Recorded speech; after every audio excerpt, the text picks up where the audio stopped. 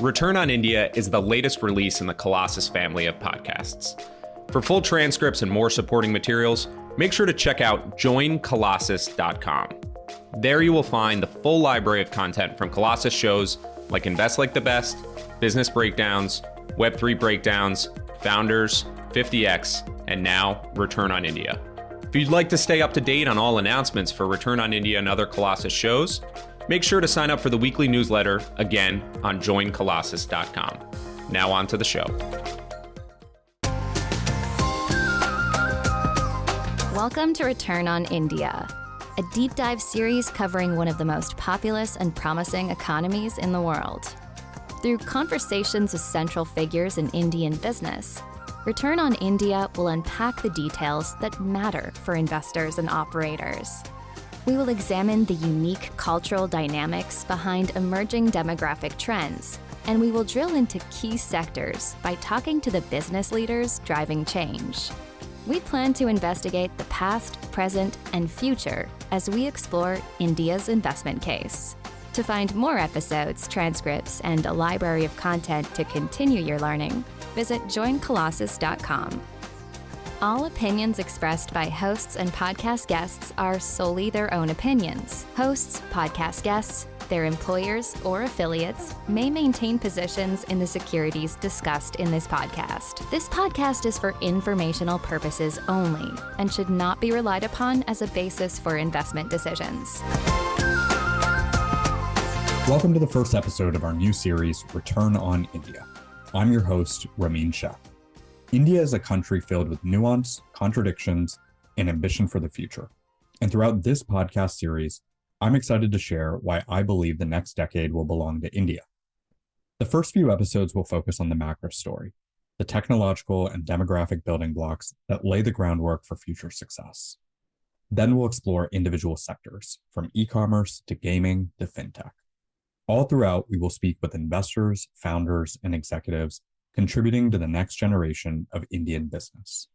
My guest today is Sajith Pai, a general partner at one of India's leading early-stage venture firms, Blume Ventures.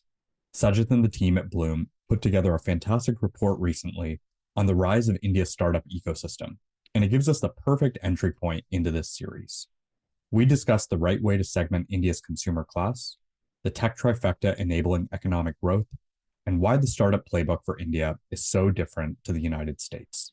Please enjoy my conversation with Sajith Pai. Sajith, I'm thrilled to have you on today. We're going to go deep into what's going on in the Indian startup ecosystem today and really peel back layers to get a better understanding of the country at large. There's so many places we can begin, but I want to start by exploring a phrase you've used, which I think is an interesting entry point to understanding India.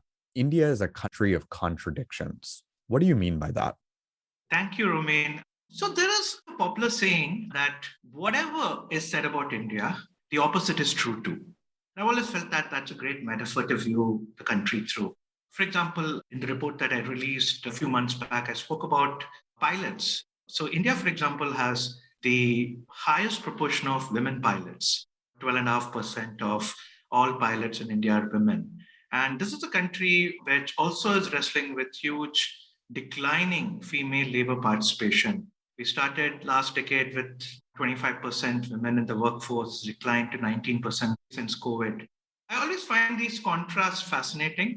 Another example that I like to quote is, we have this really shining, sparkling, state-of-the-art payment infrastructure called UPI. It's like sending a message or clicking a picture, like a QR code or just using a phone number. But when it comes to our e-commerce, there's an interesting and rather telling stat that as much as half of e-commerce payments are through what's called cash on delivery, which is that people wait for the good to be delivered and then they pay cash. Sometimes it could also be UPI, for example, but it's fascinating, these contrasts. And that is perhaps what I mean by India as a country of contradictions. And that's one of my favorite metaphors to view India.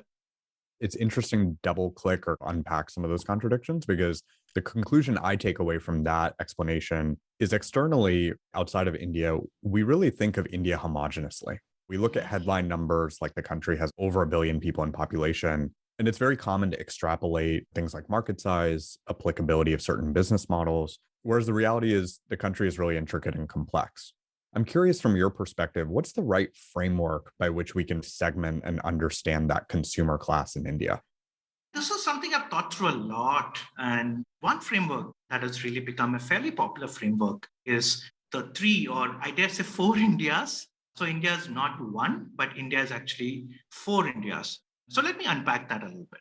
The overall headline number is India, 1.4 billion, either the second largest or the largest now populated country in the world, per capita income just over 2K per annum. And so that makes it around $2.8 to $3 billion GDP, fifth or the sixth largest, depending on the exchange rate and how we look at it.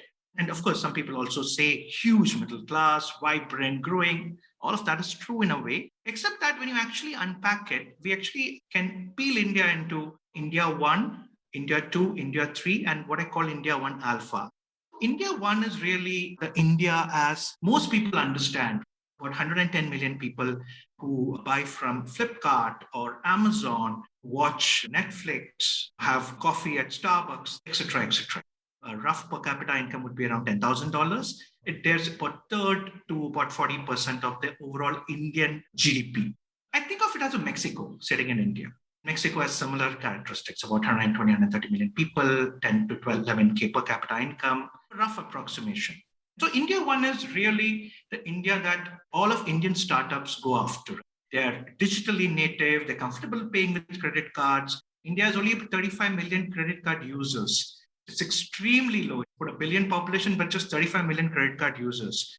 30 million households which have four-wheelers or cars. So it all approximates to that. India 2 is the emerging India. They got about the internet about 5-6 years back when Jio's entry crashed the prices of bandwidth. And that's a story in itself. So India 2's come aboard. They are new users. They buy differently. They're not comfortable with clicking on colored rectangles on flat glass screens. They buy very differently. They like to use voice. 28% of India's search is voice. It's a Google stat. So that's about 100 million people, about $3,000 per capita income. So think of them as Philippines, very similar numbers. India 3 is the rest. They're some way off. I don't think they have the income to be able to afford most of the goods. They're just above subsistence. 1.2 billion people, about $1,000 per capita income, give or take 100 here and there. I would think of them as sub-Saharan Africa minus South Africa. The other one I found particularly useful is to think of a smaller sliver of India 1 as India 1 Alpha, about 25 million people, English native, very comfortable with English, use English. I call them English fluents as well sometimes. You can think of them as a cross between Taiwan and Poland. There's no equivalent country as comfortably, but Taiwan's size with Poland's per capita income is India 1 Alpha. They are really the upper end of India 1. So these are frameworks I've found very useful. This is a lens through which I view India, and increasingly that's become popular as well in the Indian startup ecosystem. I think comparing any of these segments to their counterpart, like India 1 in Mexico or India 2 in the Philippines, et cetera, is really interesting because I think it actually breaks down some nuances and characteristics of how to think about the venture ecosystem. So one way to think about the Indian venture ecosystem, if we just think about India 1 and comparing it to Mexico and taking the statement, Sajith, you just said, which is most of the startups in India are attacking India 1, is the Indian venture ecosystem is heavily overfunded. It has over 20x the funding of Mexico's market when you adjust for how large that consumer class actually is. But maybe the flip side is thinking the opportunity is generational and the funding is going into these companies because they start out as India 1 players, but financing gives them the opportunity to expand into India 2, India 3. How do you think about that as someone that's evaluating these companies on the ground every day? Is that a realistic extrapolation? How do you think about that? That is a realistic explanation. If you look at, for example, the Indian venture market, last year, about $35 billion came into the Indian economy, and that's almost as much as UK got. It's either the third or fourth largest after USA, China. And Mexico is about a 20th of that, despite similar demographics, so to say. I do think that India 1 is growing fast, maybe not as fast as we like it to, but it is growing. I think the hope is that India 1 will move from a Mexico to a Brazil, which is 200 million large, slightly lower per capita income. And so India 2 will collide into India 1 to make a larger India 1-2 bucket. That's the hope. So there is sort of a land grab on. We're also seeing very interesting India to native models emerge. Meesho was a fantastic experiment. ShareChat is another. And there are a bunch of these experiments. Flipkart, Amazon, they've done a great job of trying to expand, make their product attractive, discovered new attack vectors into India too. So all of that is underway. The hope is that India 2 will eventually grow into an India 1 and India 2 will become a more homogeneous mass, but there's still some way away. The other one also is that investors do find the market attractive, also because there's one interesting subside factor, which is really the Indian diaspora being plugged very strongly into Silicon Valley. Unlike, for example, the German diaspora or the Japanese diaspora, both extremely wealthy countries, far wealthier than India. But I think the way the Indian diaspora is plugged into Silicon Valley makes it easy for talent to flow into each other's markets, capital flows from the valley into India. So while there are powerful demand side factors, but India and India's venture success story, India's startup success story is as much supply driving demand, as much as demand leading to supply coming in. One of the most interesting things that I just pulled out from what you said is basically unbundling this idea of building X for India. So a lot of Generation 1 success stories had an X for India flavor, very reminiscent of companies from the US, I think for two reasons. One is the addressable market was mostly the economically fluent and parallel to the Western consumer class, like you said. And I think for Western investors, it actually makes it a lot easier to understand when you frame a company as X for India. But to penetrate India 2 and beyond, or even this new India 1, as it becomes more of a homogenous block of today's India 1 and India 2, the products are going to need to be a lot more native to India first use cases. You mentioned Meesho, for example, as an experiment. Maybe you can unpack this idea of going from X for India to India native use cases, and maybe you could use a couple examples to draw that out. Meesho is a great example. When it took shape, it was a very interesting way of doing commerce. Rather than sell directly to consumers, they used sort of the approach that Amway pioneered in a way of using women entrepreneurs, typically housewives, many of them, to curate their own collection, their own store, send it via WhatsApp to their friends, get an order and send it ahead to Meesho. Meesho would then deliver it, etc. So that was fascinating because Meesho understood that Indian market lacked trust. India is a country where trust is a bit low. And when your friend, when someone you know, sometimes your relative, sometimes your cousin, sometimes your friend is curating something and sending it, or someone you know in the vicinity of your house is curating this and sending it, and you have recourse to go to that person and ask for an issue if something goes wrong, you typically tend to buy. That turned out to be true. That was a pioneering model. There are many Meesho for X place coming up in Nigeria, in Latin America as well. Meesho is an interesting example of an India to native startup. Another one is ShareChat. Think of it as an Indian TikTok, or you can think of it as an Indian Twitter or Instagram. It's unique. They disavowed English. They said we will not have an English language segment or a group in their phone. They support all other languages, but will not support English. People coming in, India to users coming in, felt very comfortable with it. There is Intercity, for example, which is bus transport, which is very popular. And there's no equivalent US startup. It's Greyhound, but Greyhound is not a tech-enabled startup. So these are examples of India 2 native. The other one that I find particularly interesting is even India 1, for example. There's a company called MyGate. It's not exactly next door. It fundamentally understands that the elite of India are gravitating towards gated complexes for security, for affinity. These gated complexes needed a software to manage that, and they've created this interesting thing. It's not exactly next door, it's very different. Urban Co is another example. Very low labor costs in India. So you can call your beautician, which you couldn't really do in a Western country, be forbiddingly expensive. You can call someone for a massage or even an electrician. So these are unique examples. And you rightly said, the first 5 years of the last decade was really the X for India use case. Like Amazon for India was Flipkart, Uber for India was Ola. Today, there are far more braver experiments emerging. Take advantage of the unique quirks that India has, of the kinks that exist in the Indian consumer market. And is it possible to build a company in today's India market from your perspective of, again, we take this framework of India 1 alpha, India 1, 2, and 3. Is it possible for a company to build for multiple segments of that Indian consumer class? Or when you look at companies, there are these unique chasms or challenges to cross from a product perspective, a marketing perspective, et cetera, when building for these different segments. I'm curious if there are companies, startups in the Indian ecosystem you see that are successfully bridging multiple layers of that consumer stack. Not too many. And I jokingly say that the startups that succeed in India 1 and India 2 are verb startups, shop or watch. So to that extent, Hotstar, for example, they're like Netflix for India in a way. They're pretty big. Flipkart is pretty big. Amazon is pretty big. And they do appeal to India 1 as well as India 2. TikTok was another. Instagram is another one now. Outside of those verb startups, it's been a lot more challenging. The metaphor that, again, I like to use is of taxes. And products first need to be born in India 1 because that is the consumer engine. That is where the money is. That's where the users are. And you typically start with that. And when you start with India 1 and when you design for India 1, you imbue the product with what I call a very powerful English tax. It doesn't mean just that every screen is in English. It also means that the UIs and the design is English native. It's a developed market native. For example, shopping cart. Shopping cart is intuitively understood by most elite Indians and most people in the West. But India has only about 10% of the retail economy as modern retail. Many Indians have not seen shopping carts.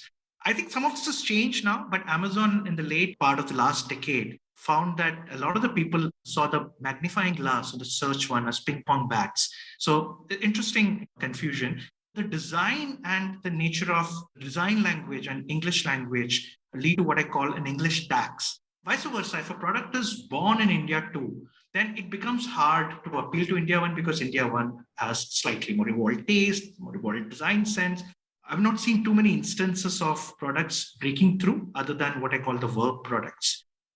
Yeah, I think it's really helpful to understand how diverse that consumer stack actually is in India. I mentioned earlier that the Western view is very much so looking at the headline numbers and extrapolating business models and use cases. It's interesting to look in parallel what has actually enabled the rise of that consumer class. What's enabled the rise of India, especially from the West, is looking as a very attractive destination for global investment and global innovation. When you evaluate the Indian ecosystem, what are the drivers that stand out to you that have really enabled this growth? Because I think those that are in India and certainly those that are not in India that have studied India know this growth has been very recent and very rapid. Trying to study the rise of what we jocularly call Indus Valley as a sort of pun on Silicon Valley, a few factors come to the forefront. You can think of them as very powerful forcing functions or growth drivers, really. One clearly is what I like to call the Wang trifecta. This came out of a conversation I had with Tony Wang, the co-founder and CEO of Agora. He said that the Chinese economy took off when three things happened. Three factors came together. He said cheap bandwidth, a smartphone in every pocket, and a frictionless payment system. That's what happened in India about 3 to 4 years back when Jio, UPI, and smartphone penetration all combined to create conditions ripe for the Wang trifecta to happen. That has led to a tremendous upsurge of users and some consumers.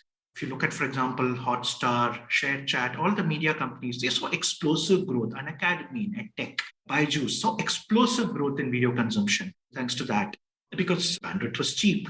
Some of those users also became consumers in Flipkart and Urban Co and Meesho, etc. That's certainly one factor. There has been a steady rise in income over the past decade, especially India 1, $10,000 per capita income. The upper echelons would be like $20,000 per capita income. They have standards which are on par with some of the Western countries. That's been driving through the consumption as well. There's also been an evolution of the Indian startup ecosystem. We've had the older startups. There's another generation, the Flipkarts of the world, the Urban Co, the Meeshos. On the SaaS side, for example, you have Freshworks, you have Zenoti, you have Dhruva. All of them have had people either coming out of that as employees who want to start up, or some of those who have found exits want to kind of come in. The Indian startup ecosystem has evolved. And you have repeat founders, which didn't exist in India, second-time founders. We call them fluent founders. They have started to come. So this is kind of a flywheel of talent happening. There's been a systemic improvement in the infrastructure layer. So e-commerce is a great example. Delivery is an Indian unicorn which went for an IPO. And there are a bunch of such players who cater to the e-commerce companies in India who make delivery reasonably friction-free. Then you've had, for example, the public digital infrastructure, which is another forcing function, which is your UPI and Aadhaar, for example, which is sort of the identity layer, enables payments and many other use cases. So I would say the Wang trifecta, the rise in incomes, the talent that's come in, the infrastructure improvements, and finally public digital infrastructure. These are what I see as the 5 pillars or 5 growth drivers behind the Indian startup ecosystems. And so let's dig into those a little bit more deeply. I think the Wang trifecta, you explained it really articulately. This idea of you need cheap bandwidth, you need people to actually use that bandwidth with a smartphone in every pocket, and then you need people to be able to transact with that bandwidth and connect with them with a frictionless payment system. The most interesting thing to me, and probably to folks that are listening, is getting a concept or an understanding of just the rate of change in those 3 things since 2015, less than a decade. To me, when you actually look at these graphs, it's amazing how stark the rate of changes. Go into the next level of detail on these things like bandwidth, smartphone, frictionless payment system, just for us to get a sense of how rapidly that ecosystem is actually changing.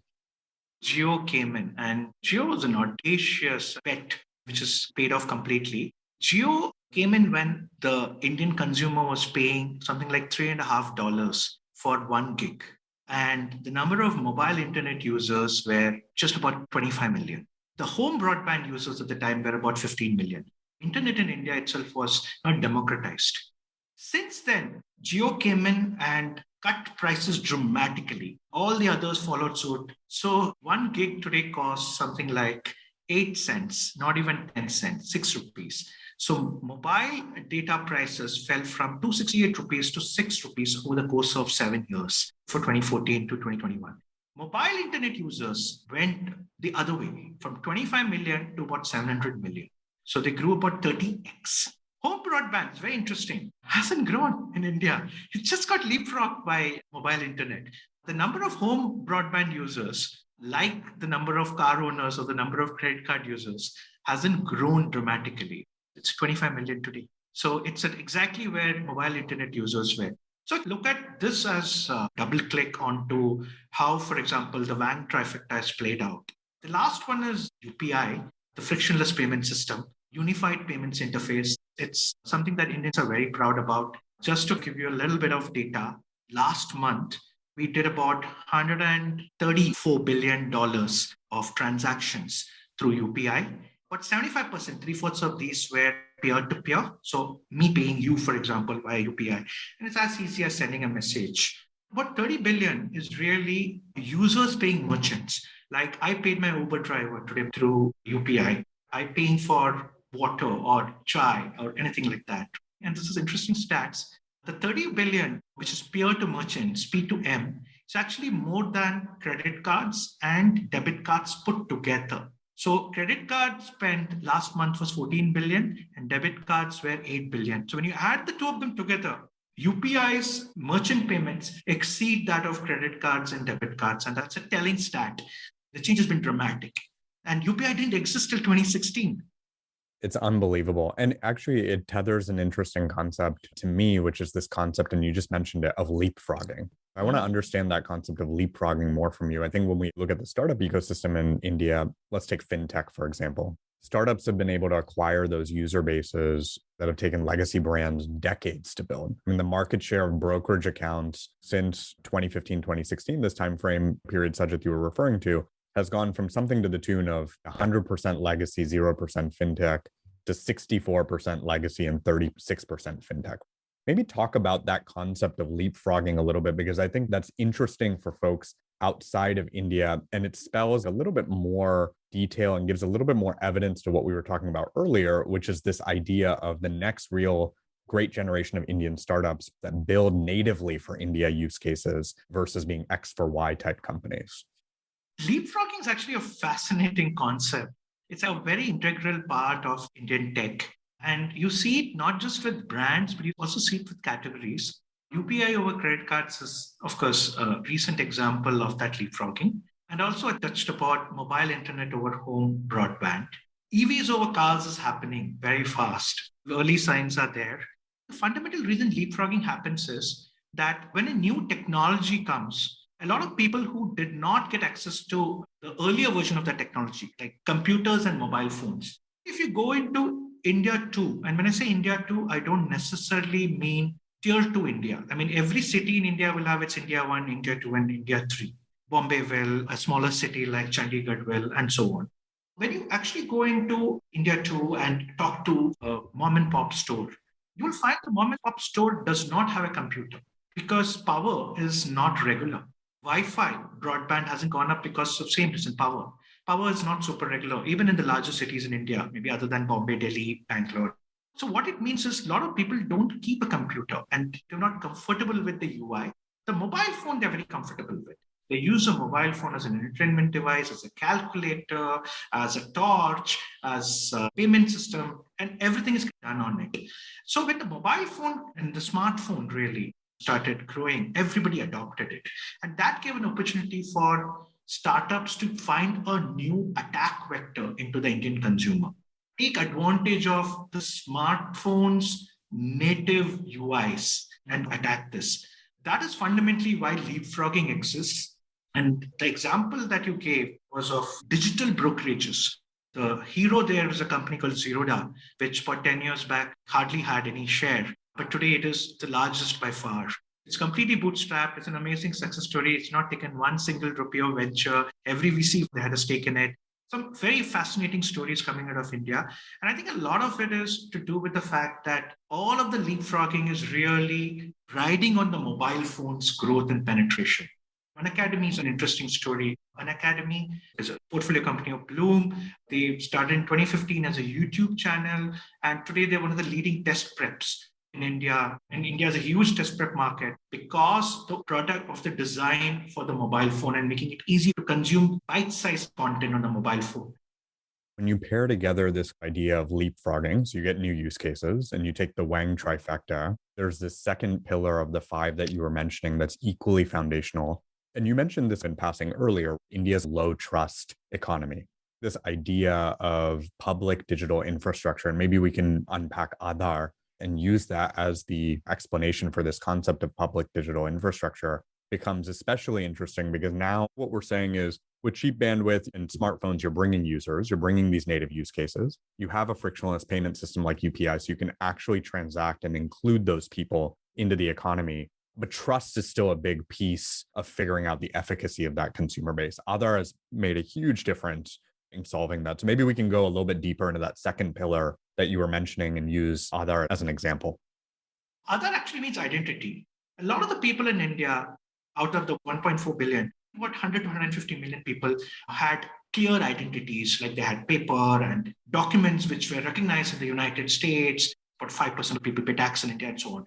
Aadhaar actually conferred an identity on them. And what it did is gave them a document which said, hey, this is you, this is your bank account, and you are known to the state via this number. A lot of people thought Aadhaar was overbearing and all that, but actually people have loved it. People in India, especially India 2 and India 3, love that they have an identity in the eyes of the state. Once I had this amusing phone call with an Uber driver. He took a phone call from this person who was selling him a credit card and I said, hey, that's spam, don't take it. He said, no, I feel good they're calling me. I've never been called to be sold a card or anything like that. I feel good.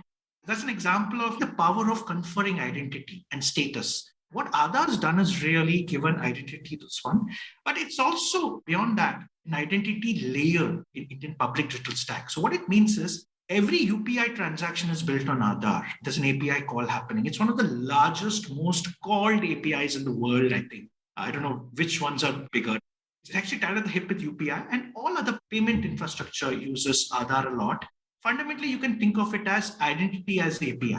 That's really one of the layers that's really supported the growth of the Indian startup ecosystem. Allied to that are a bunch of alphabet soup layers or public digital applications. OCEN, which is Open Credit and Enablement Network. There's ONDC, Open Network for Digital Commerce. All of them trying to do what I call disaggregation, because in a way, UPI is like a disaggregation layer where it removes the need for very powerful central forces to actively engage. It says, just have these loose configuration of infrastructure, and you can pretty much design your front end and use this as a back end. And so a bunch of these ONDCs for commerce, and there are some interesting experiments underway. So ONDC makes it possible for me to use, for example, like a PhonePe, which is a very popular payments app in India. And I could see a link on PhonePe and click on it. And PhonePe doesn't have to set its own warehouses up. It can just link to a retailer who can use a Dunzo or a Swiggy, which is really India's DoorDash, to deliver that. So disaggregating and enabling loose coupling is really what all of these public digital infra provide. In the Indian public digital infrastructure project, a very important component of the Indian startup ecosystem, several interesting startups are going to emerge in the next few years, leveraging this. In some ways, I like to think of it as China has these shiny bridges and metro stations. India probably has them too, maybe not as shiny, but our real shiny infrastructure layer is the public digital infra layer. And double click into that a little bit more, because one of the things we've talked about offline before is this idea that India is a data challenged country. You have this phrase that I really like, which is you understand Western economies through data and you understand India through anecdotes and data. Obviously, public infrastructure efforts like this push the country much more into the direction of data orientation. There's two elements here. One is this idea of pushing the country in the right direction from a data back perspective. But then the other is this emergence of cutting a bit more across these data platforms and unlocking new types of use cases and new types of opportunities. Just on the last statement, you were saying the rise of this public infrastructure is going to be interesting for new use cases and new startups to come about. How should we be thinking about that outside in? Let me try and give you an example. So one of the Alphabet Soup public digital infra app is OCEN, OCEN, Open Credit Enablement Network. That, along with what's called account aggregator. An account aggregator framework is fundamentally, I don't have to physically send all my credit rating scores and my last 6 months bank accounts to them. But if I'm approached by a lender, I could say, hey, here is my Aadhaar. You can access the following data because I've given permission to the account aggregator. And that is a specific company which uses that framework. And they will provide this data in a tokenized fashion, masked to the lender who can pass it through a framework, through their algorithms, and determine whether I'm entitled for X%. They can determine that it's a higher credit risk or it's a lower credit risk, etc. It enables easier sharing of information between parties. And it also enables new use cases, such as, let's say I'm a restaurant and I'm on Swiggy or Zomato, which is like the DoorDashes or Postmates of India. I've been supplying to Swiggy for the last so many years, but it's hard getting working capital in India. But I can, for example, provide this data. Swiggy doesn't have to physically send the data to any party. Through this framework, the lender can pull this data and see that for the last 6 months, my growth on Swiggy and Zomato has been like a hockey stick. I'm a great credit risk. Another example, I'm an Uber driver and I could use the data from Uber to get a loan. Someone could look at it and say, well, he's not a salaried individual. For the last 6-9 months, he's been consistently earning more than 40,000 rupees a month, more than $500 a month. And this means that he can get this loan, which was typically only for the salaried people. This is sort of the power of public digital infra that enables new use cases to emerge thanks to the easy access to data. This is what the public digital infra project is about. There are many other layers to it, multiple other alphabetical combinations, but I think UPI, OCEN, ONDC, Aadhaar, these are the really fundamental building blocks. Some of the other ones are there, but they tend to be a little smaller. I think it's really helpful to understand both the larger, if we take a step back of what we've talked about so far in the conversation, it's really helpful to double click in on the consumer class. And then it's really helpful to double click on what are these elements or factors that are powering this change in India, because I think it gives a lot of context to the Indian startup ecosystem. So now I want to transition and talk about the Indian startup ecosystem with this context basically of background. There's a couple key phases. I think the best place probably to start on the Indian startup ecosystem is give a little bit more detail on the key phases that the ecosystem has gone through in India to just get a better sense of how the business models have evolved and really how the mindset has evolved of people that are building these companies in India today. I like to think of the Indian startup ecosystem as going through waves. If we started off in 1988 and I've tried to dig through historical records. And I think 1988 was when the first venture transaction happened in India. The first venture fund, so to say, was set up. There onwards, we had a very tiny venture market funding a lot of the ITES players, then funding some consumer plays unique to India. But a lot of them were really quasi-debt structures in the way they were structured. Not Silicon Valley type venture plays or even Silicon Valley type startups. There was a mini boom in 99, 2000. And then what happened? It all came crashing down. And after that, the Indian ecosystem also completely died down. And then somewhere in the mid 2000s, there was a small wave, and I call this the wave one, which is for the next 5 years, 2004 to 10, had a bunch of unique, not necessarily X for India startups. They certainly were about getting India aboard from offline to online. Red Bus. It's an interesting example of enabling people to travel by different buses or in local transport. Naukri, for example, which is helping you get jobs. Think of them as classified sites, enabling transactions. Make My Trip is another very popular company which came during this period.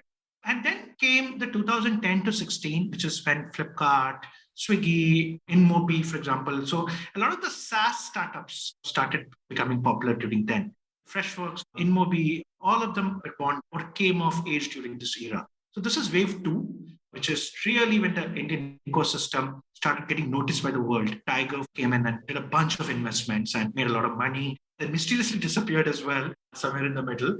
So this was 2010 to 16. 16 is important, and I see the wave 2 ending in 16 and wave 3 beginning, because wave 3 is really the post-Geo era, post-Geo UPI era, the smartphone as a native UI model, second-time founders coming back, India too emerging as a relevant category. I think in wave 3, I haven't seen anything distinctive to a watershed moment yet. Maybe 1 or 2 more years, we'll see wave 3 unfolding. And typically in each of these eras or waves, there is one hero sector. Wave 0 would be software services. Wave 1 would be marketplaces or internet services, enabling people to come aboard. Wave 2 would be e-commerce and X for India. And wave 3 would be all of these smartphone as a native UI model, India 2, and all of these. And just to put it in context and perspective, like we did earlier when we were talking about the consumer stack, again, the numbers and growth story of the Indian startup ecosystem outside in is just fascinating, particularly when you think about funding, cumulative valuation of these businesses, job growth, and how much percentage of the overall jobs in the Indian economy are now being created by startups, the raw number of startups that are being created. Give us a feel for how some of these numbers look today to where they were roughly 5 years ago, a decade ago, et cetera. The Indian startup ecosystem in 2013-14 is about a tenth of where it is today in terms of funding. Last year, I mentioned that the Indian startup ecosystem got about $35 billion in funding. And in 2013 or 14, it was a tenth of that. That's been the nature of change. The other one is I like to look at jobs. And if you look at jobs over the last 6 years or so, we've seen a tripling of jobs in the Indian startup ecosystem. About 4 million people are entirely employed. You might think 4 million is small in the context of 1.4 billion. It's actually worth noting that India has a very small and undersized formal labor class. There's about 50 million or so. A third of this comes from the IT sector, the Infosys, the Cognizants, the TCSs, the Wipros of the world. And I dare say you could make a case for them having expanded the Indian middle class in a way. And certainly a third of the Indian organized labor class, the white-collar class, comes from the IT/ITES sector. Startups are 12% already.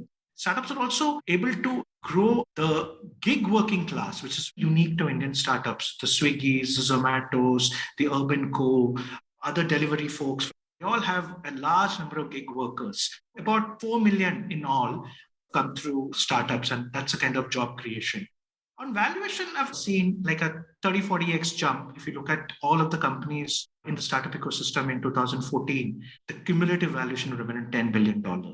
Last year, I saw some statistics saying that it's already crossed $330 billion. That's the kind of growth. In funding, it's grown 10x. In valuation, it's grown 30x. In jobs, it's grown 3 to 4x.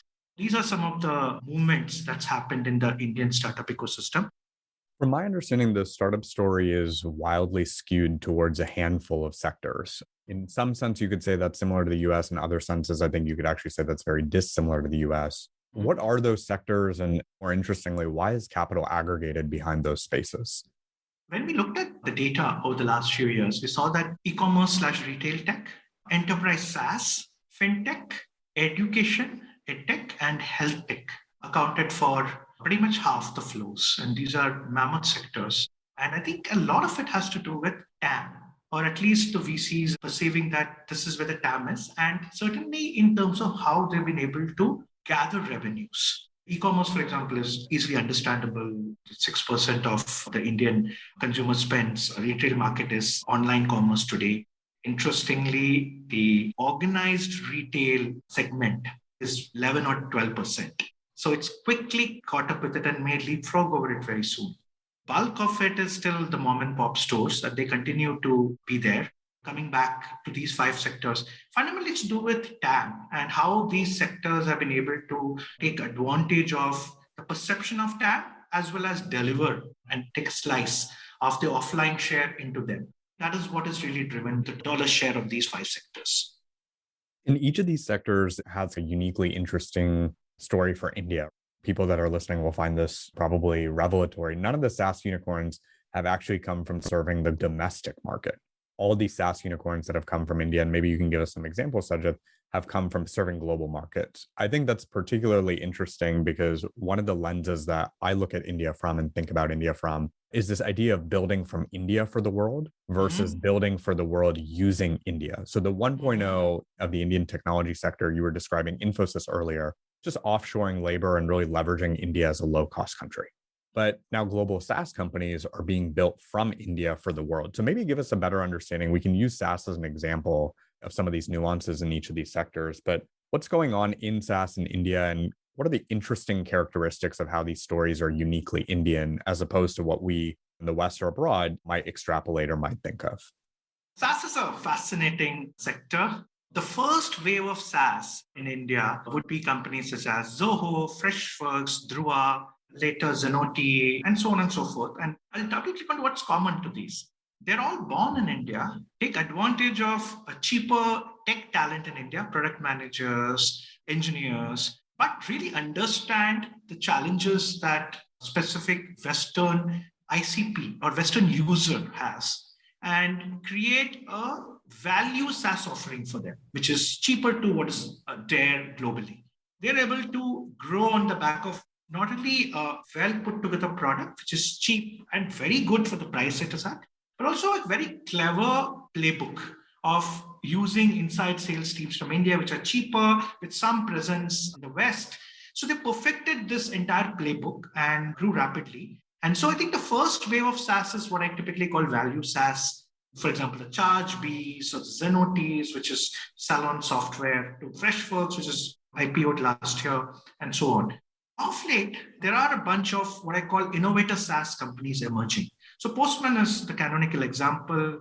They are basically in the API space and they power API infrastructure for companies. Then there is Browser Stack. Then there is Lambda Test, Hasura. There'll be a few more coming, which are really fundamentally innovation plays. They're really taking advantage of tech and they're not value plays entirely. This is sort of a SaaS story in India. Interesting stat. This year, it's estimated that Indian companies will tap into close to 10% of global SaaS revenue. That's a share that they're able to extract. Till a few years back, it was 3-4%. So they've been able to dramatically grow, both at the back of funding. So a lot of the SaaS companies in India are beginning to get seen by the Western venture capitalists, and they're also growing fast. So they're able to attract more money and they're able to use this to make inroads into the Western market. So interestingly, Zoho and Freshworks both have 90% of their revenue from international markets. India is very small for them. Well, they're born in India, they're built for the world. So the playbook is fundamentally different for domestic SaaS, right? One of the interesting things for folks that are listening is domestic SaaS in India is known as Bharat SaaS. Bharat also means India. I'm curious to get your take on how that business model differs And why do companies run this playbook of SaaS to be successful in India versus just following the playbook that has now been established? What's very common and typical in startup ecosystems, you see this in the US a lot with enterprise SaaS companies, is the mystery for enterprise SaaS was really those first pioneer companies that developed into successful companies and successful products. Now there's a very proven and tried playbook around how do you grow SaaS sales and marketing teams. If you're fundraising, what are the SaaS metrics that you should have, et cetera. In India, it's something different that's going on, which is we've had these successful unicorns, we've had these successful playbooks. But again, when we look inwardly as opposed to externally, we really have to think about the business model and the use case fundamentally differently. So maybe contrast what's going on with Bharat SaaS versus this traditional global SaaS business model. So when you build for India and when you want your product to be purchased by Indian enterprises or Indian SMB players, you run into a couple of challenges. One, there just aren't that many large Indian enterprises or that many margin-rich SMBs who can afford your product. It is a challenge getting Indian SMBs, even Indian enterprises to pay. There's a very funny story of this OG Indian product company called Tally, very popular accounting software that is used by almost every Indian SMB and even some enterprises. Some of our startups use them. They estimated that at one point, 90% of all the Tally products in India were pirated. Just impossible to get people to pay for it. This is the fundamental challenge. How do you get SMB, how do you get enterprise to pay when they themselves are not making as much money?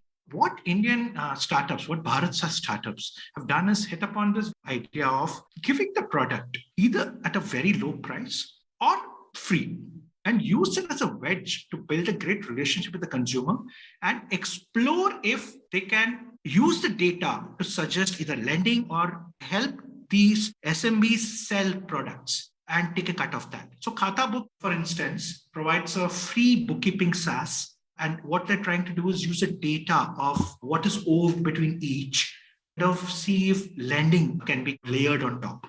Class Plus, very interesting, EdTech Shopify. They have a software which helps all of these mom and pop EdTech shops interact with students, provide learning solutions, etc., and also sell a particular test prep solution or course offering and takes a cut of that. So there are these interesting experiments underway. The term that I like to use for Bharat SaaS internally is SaaStra, which is SaaS plus transactions, because SaaS by itself is not enough in a margin poor, volatile country like India. I hope that helps you contrast these two global tech SaaS as well as Bharat SaaS playbooks. It does. And I think the juxtaposition is actually particularly interesting because one of the frameworks that's helpful when trying to understand India is understanding how one business model or one consumer type or one segment may make sense in one sense, but it doesn't in the other. One of the interesting quote unquote contradictions or pieces to parse through is just the idea of English generally in India. So it's taking this a step back. But we talked about the English tax earlier. I'm curious to actually get the opposite side effect of that, because from the West, the perspective is actually, this is a huge soft power of India as opposed to, let's say, dealing with China. Today, I think India has probably the fourth largest base of English speakers. Over time, that's going to grow to the third, to the second. There may be a point in time in the future, just from a population numbers perspective, where India is the most populous English-speaking country in the world. That's certainly a possibility. I'm curious how you think about the implications of having that many English speakers in the country. I wonder about it too. And a few years back, I wrote this article talking about the rise of a community I call Indo-Anglians, native Indians who are also native English speakers. That's a very small proportion of them. And you begin to see them. Kids, for example, are far more native in English and not, for example, Punjabi or Bengali or sometimes even Hindi. But this is a very tiny population. A lot of Indians, I estimate about 30 million people, the fourth largest in the world, are what I call English fluents. Like me, they can speak English very well and get mistaken for native English speakers globally, etc. But there's also a larger English comfortable, which is about a 3x the size, about 130 million, who are able to understand broadly. The English fluent category of 30-35 million people is growing very fast. Right now, they're behind, for example, UK and Canada, just ahead of Australia. One day there'll be more than Canada. So I think you're right. They will be a tremendous advantage for India to have. And I dare say the success of the Indian startup ecosystem is a testament to this community. And as this gets bigger, I also feel that a lot of products that come out of India, for example, it'll be Indian movies, which could be made in English. I don't know if you know, there's a singer called Prateek Kuhad, who was on Barack Obama's list of favorite artists a couple of years back. So there's a bunch of these indie folk artists, Raghav Miatal, Local Trade, who occasionally sing in English. And Pratik Ward, of course, the other one, canonical example. Art, culture, media is where I think the soft superpower will get expressed. I think that's where it'll get expressed. The great English novel in the next 20, 30 years could easily come out of an Indian writer. Jhumpa Lahiri is there, but she's also a US citizen, now writing in Italian, interestingly. I do feel this large number of fluent English speakers is a huge advantage. It's really interesting, especially as someone of Indian origin that's grown up in the US. A lot of the founders that I talk to and have invested in, one of the founders told me something that I thought was particularly striking when I had asked him this question of what are some of the counterintuitive things that people in the West don't think about when it comes to India, Indian startups, Indian culture, et cetera. And he made this statement to me, which I'll never forget, which was this generation of Indians grew up, especially in India 1A and India 1, watching things like Friends and Seinfeld. He said this phrase to me, which was, it's not that we just watched Americans, we wanted to be Americans. From a cultural perspective, there's a very interesting draw there. You have a really interesting analogy on this. You said if Israel was akin to the 51st state of the US for B2B, India would be the 51st state of the US for B2C. And I think the idea of having this many English speakers also reflects in that analogy. I think that's actually a really provocative and interesting statement. Absolutely. And it actually takes reference to the earlier statement of yours about Indians watching Friends and Seinfeld and really identifying with it. Because a lot of the English products and media that Indians consume have been created by the US or UK, US largely. A lot of the Indians feel very comfortable with US products. Like they know what the Super Bowl is. They, in fact, read more about what's happening in US as far as politics goes or Hollywood, much more than they read about the equivalent counterpart here. A lot of Indians are very comfortable with the US. What it means is that just as Israel, with its 8-9 million population, oversized military industrial economy, when all the products that came out of that, it really had to find market in the US first because Israel was too small for it.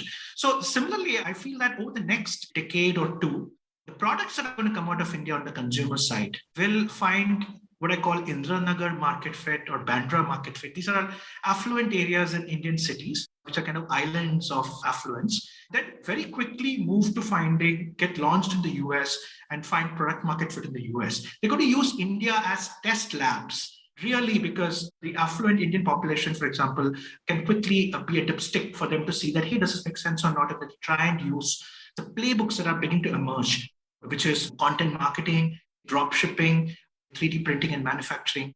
All of these are emerging and going to make it easier and easier. The infrastructure is coming together and it's going to make it easier and easier for Indians to launch either services. I've already come across Indian startups selling $100 yoga courses into the US. There'll be mental health services being provided. But increasingly, I feel even consumer products will get launched in India, not just apps. And that is really what I'm trying to say here. India 1A is the US's 51st state, really.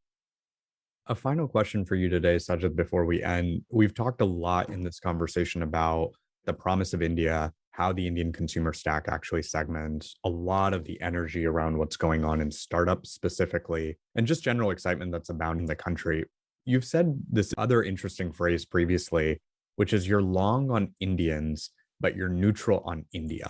And I'd love for you to unpack that as we round out, just to share the nuance, despite the entire conversation we've had today, why it's not really a predetermined outcome that India will win over the long term. I am very bullish and long on Indians, long on our community's ingenuity, inventiveness. The Indian diaspora is a great reflection of that. The success that I've had in global markets, especially in the US, is a great testament to that. India is a very complex, large economy with multiple pushes and pulls. India 1 is growing. The escape velocity is a little slower than in Korea, for instance, and it will grow at its own pace. Whereas Indians, have already hit escape velocity. The success of Indian SaaS companies abroad, the success of the Indian startup ecosystem is all a testament to the fact that Indians are succeeding. India will grow, India will succeed. I do think we also have to take into account the fact that India is fundamentally a country with $2,000 per capita income. So there are multiple pushes and pulls. There's an English tax, there's also a regulatory tax. We've seen that, for example, with crypto. It's a great example of how we could have done that better. And the entire crypto economy in India today is migrated to Dubai. Whereas the entire public infrastructure is a great example of what we've got. So India is a country where I feel there are multiple pulls and pressures. Indians, for instance, are actually doing exceptionally well. And that is perhaps what I meant in that statement. It's not a judgment on anything. It's just that Indians are growing much faster than the idea of India itself. And that's what I really meant. I love that. Sajith, this was great. I feel like we could talk about these topics for hours, but I really appreciate you spending the time with us today and greatly enjoyed digging in deeper into what's going on in India. Hey, thanks, Ramin. I enjoyed this as well. This was fun. To keep learning about the topics discussed, head to joincolossus.com, where you'll find our curated list of resources, a transcript for this episode, and a library of conversations on investing and business. That's joincolossus.com.